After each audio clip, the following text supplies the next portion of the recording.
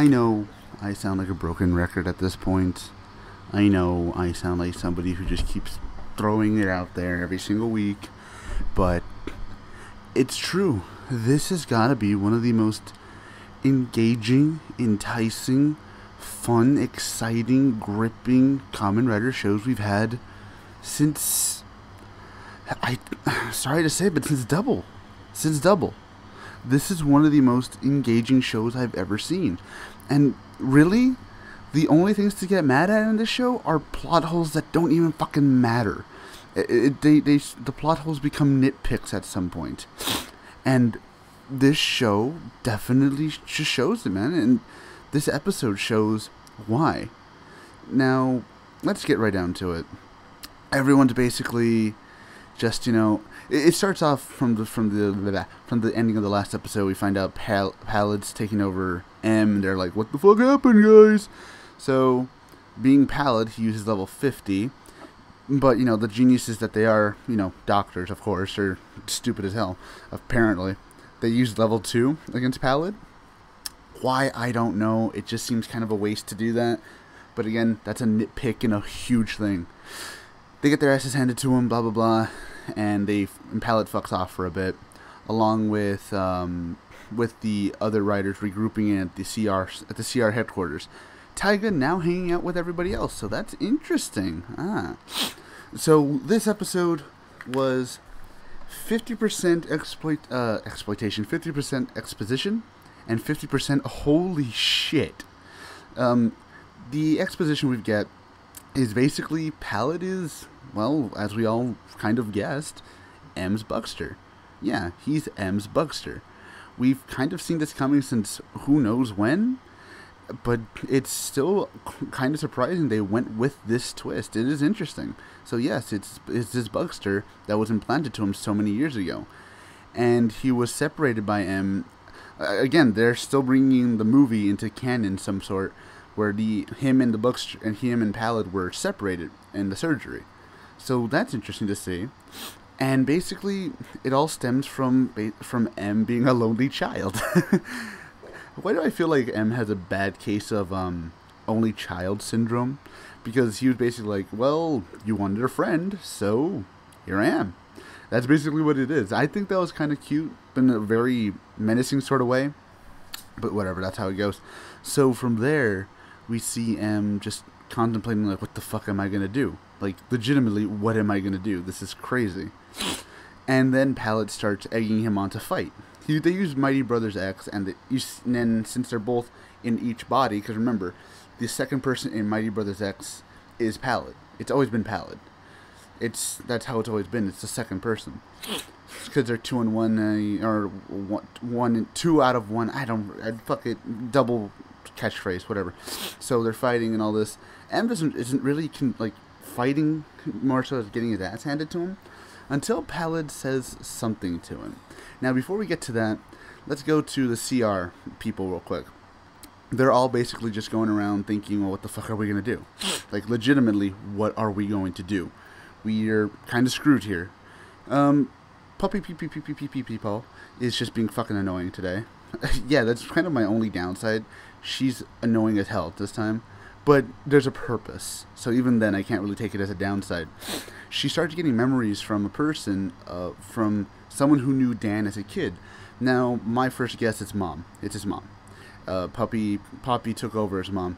But knowing Dan, he probably put the Buckster in his mom because he hated her or something. That's probably just how it's going to go because he's fucking crazy. But, that's how it goes. And she follows the trail of the memories. Now we'll get to the end, to what she finds at the end of this review. So during this whole thing, we see M just getting his ass handed until Pallid starts saying, well, because of you wanting a friend, I came around, I made Chronicle, and then people died. So you kind of killed them. And M just gets fucking pissed. Because in a way, yeah, he's not wrong. M, because of the Buckster that he created technically, did kill people. So it's kind of on his ass. And so M is just pissed off. Now he's fighting for real. Excuse me. Sorry. And basically, he falls right into Pallid's trap where he shoots his his because they're fighting still in Mighty Brothers, and they're using the, what's it called, the Mighty Gun or the Mighty Sword Gun or whatever the fuck it's called. I don't even care. The gun blade. So he puts in the Gashette, the Mighty Maximum Gashette, into the gun, shoots Pallid, and from there, you see, this is kind of one of the things I was kind of wondering with M's reprogramming thing, because, like, is it inadvertent, or is it, like, does he do it on purpose, or does he turn it off and on, or does it do it either way? Not too sure. Or maybe Pallid did something to it, because, again, he's a Buckster, he can do whatever he wants. So he shoots Pallid, and Pallid basically becomes human. His DNA basically became human because of M. And I think he actually explained it that he took all of M's human DNA pretty much, or most of it. So now he can use the gamer driver. And whose was it? Well, it's Gem's. Yeah, it's Dan's. We kind of already knew that Dan left behind his gamer driver long ago. But yeah, he uses it. So that's interesting to see. So through that, we now see that Pallid can use his dual gear. It's not the dual gear beta. It's just the dual gear. I remember that in the blah, blah, I can't speak today. In the gamer driver, turning him into perfect knockouts.